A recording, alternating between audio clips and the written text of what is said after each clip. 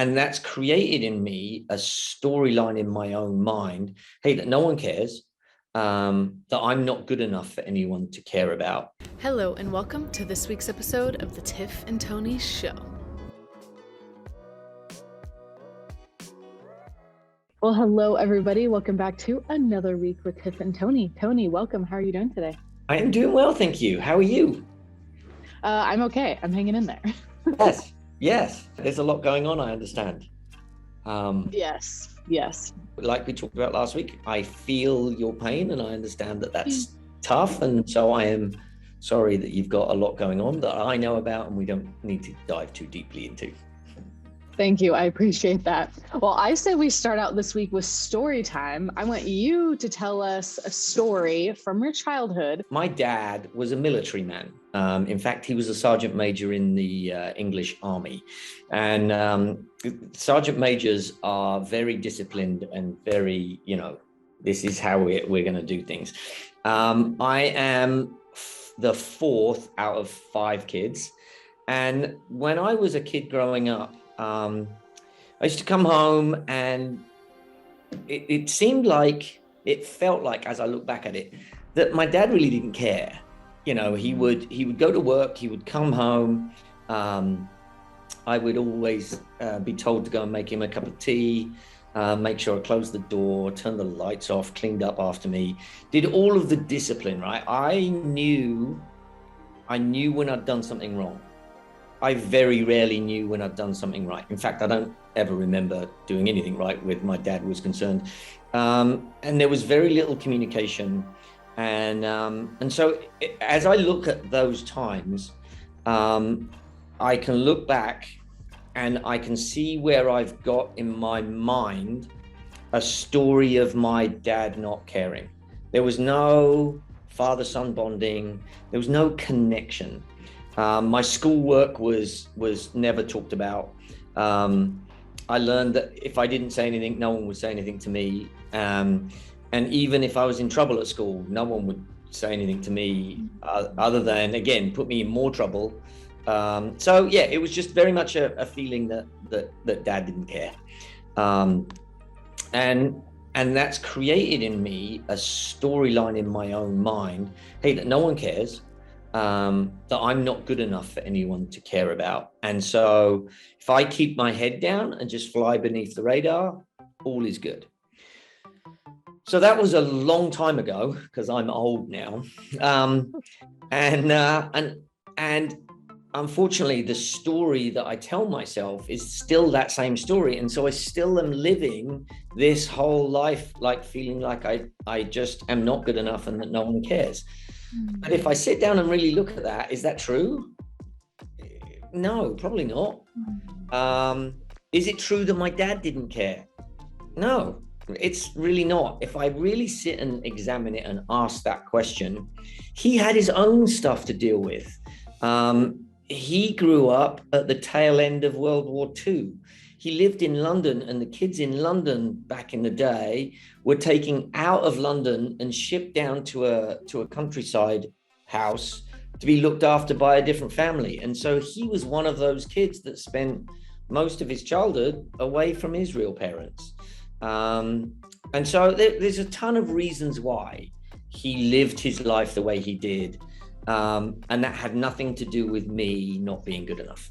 I am not to blame for what my dad's experience with the world was back then, but it's hard not to think that. Yeah. So I want to point out 2 things. The first is that this process you just walked us through your own story is called reframing. And that is what we're talking about today.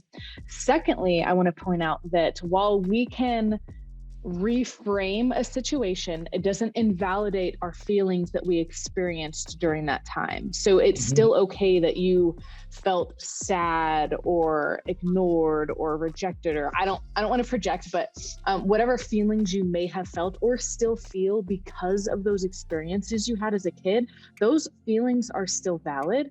However, when we go through the process of reframing, it gives us a new, potentially healthier perspective to understand maybe where this other person's coming from. It allows us to, in layman's terms, put ourselves in someone else's shoes and gives us sometimes a more realistic outlook on what is actually happening in the situation, so we can remove ourselves from blame or shame in any part of someone else's actions. It means that maybe we can give some extra grace and compassion to this person that we felt hurt by.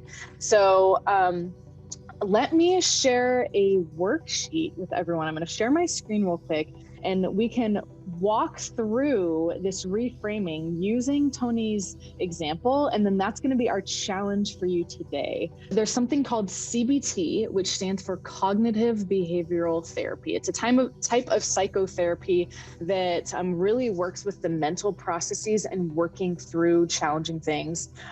Don't quote me on that definition. That's just my experience with CBT. And so there's this really great reframing worksheet that can help you walk through situations.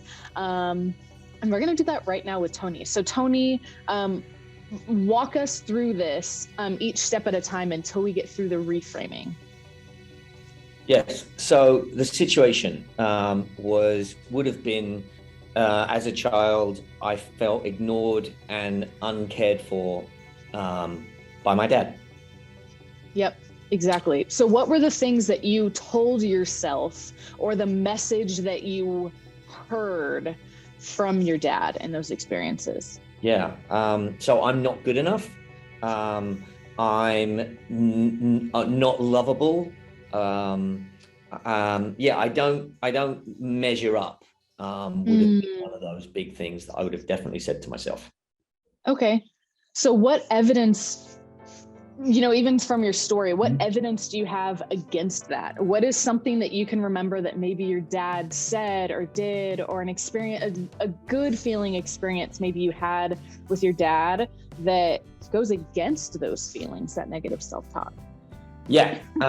So I remember actually having a workplace experience thing by my school. They put it on, and so I was able to go and spend some time in the workplace with my dad.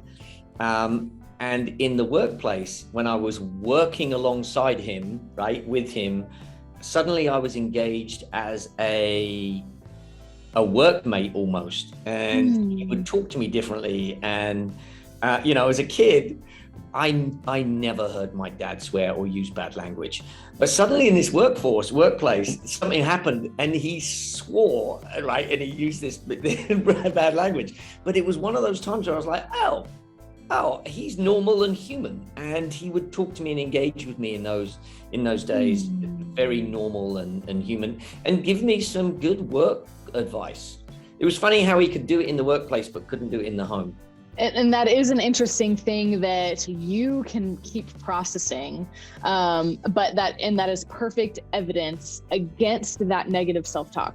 So what is one example of evidence that reinforces the situation and negative feelings that you experienced? One of the images that I've got of my dad is sitting in he had a chair in our living room. It was Dad's chair. And if I was sitting in Dad's chair and Dad walked in, I would get up and have to move out of Dad's chair. And he would sit there, turn the TV on, and we were his, want of a better word, lackeys. We would have to go make him a cup of tea. This was before the remote control era, so I would have to go and turn the TV over for him. I felt like a little bit of a slave actually in that situation. Yeah, and that's understandable and valid.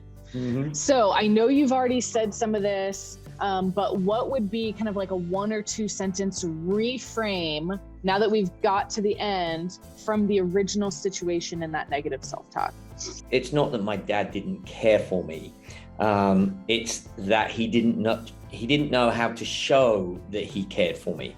And the time that he did show that he cared for me was in the workplace where he was more comfortable. Yep. That's a perfect reframe. So now that we've gone through that process, how do you feel now? Does that change your perspective of your dad and your experience as a child? And what are the feelings you have now? Yeah, and that's a great question. Yeah, of course it does. The whole idea of that reframing and my perspective of Dad, he did the best he could with what he had and with the upbringing that he had, for sure. And the reframing is knowing that I'm plenty good enough, and I do measure up. And I know that if he was sitting opposite me right now, wow, that's a weird emotion right there that I just felt. I know that he would be very proud of me. I want you to keep sitting with that for like 30 more seconds. I don't care if it's awkward. Nope, that's a good thing. Yeah.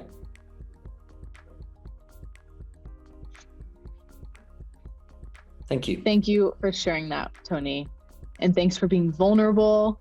And so, on that note, our challenge to all of you, our challenge to myself, is to think of a situation, a moment, an experience. It could be something you're going through in life right now. It could be something from the past that you've been holding on to, that you're having a hard time with, that you can only come up with some sort of negative explanation. Maybe you're blaming yourself, maybe you're blaming someone else. And how can you walk through the process of reframing? Putting yourself in someone else's shoes, getting a new and different perspective. I know for me, sometimes I can exaggerate things because my feelings are so strong. Maybe I blame myself when I'm not to blame. Maybe I blame someone else when someone else isn't to blame. Maybe it's a mix. There's so many motivations why this reframing process can be helpful. But take a look at the reframing worksheet. It is linked below in the description. And we want you to go through that process. And once you're done filling out that worksheet, it doesn't have to, you don't have to fill out the whole thing, at least fill out one experience going through the worksheet. But then we want you to think about, journal, process what you think and feel about the situation after you've gone through the reframing, because that's, to me, where the real magic happens. Because you can fill out a worksheet all day, all long, but once you're able to process your new thoughts and feelings about the experience and perspective, that's when change happens. And so, Tony, do you have anything to add before we close out? I just want to echo what you just said there. The perspective of my dad sitting opposite me, looking at my life now, going, "I'm really proud of you." That's shifted something, and I know that will continue to shift this week, because that's, like you said, that's where the magic happens. You got to sit in that feeling of the new feeling that's coming up, and a new perspective. Perspective is everything. Perspective is how we see the world. The world is not how it is, right? We've got a world, but then I see the world. My perspective of the world is very different to yours, which is very different to someone sitting in that coffee shop, which is very different to the staff sitting in here in this office. Perspective is everything. And I will add quickly before we close that I don't expect this to be a linear process, that just because you go through the reframing process on a situation that you're having a hard time with doesn't mean a switch is going to automatically flip and you're just going to love this person automatically, or whatever your situation is. You might have highs and lows as you continue to kind of sit with these feelings and thoughts that you have about what happened or what's happening in your life right now. So be gentle with yourself. Practice self-care. We've talked about self-care at length here on the Tiff and Tony Show. So this is one of the perfect weeks to go out of your way to get self-care as you're processing through some hard things. And we're here for you, and you matter, and we know that you can do this. Yes. Well, thank you again, Tony, and we'll see everyone back here next week.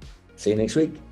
Bye. Thank you so much for joining Tony and me in this week's episode of the Tiff and Tony Show. We hope you feel encouraged and motivated to keep growing with us. If you like what we do here at PureGame, one of the best ways you can support us is by liking and sharing this video with your friends on social media. You can also subscribe to our YouTube channel using the button directly below this video on YouTube, and you can donate at our website, www.thepuregame.org. And with that, we'll see you right back here next week.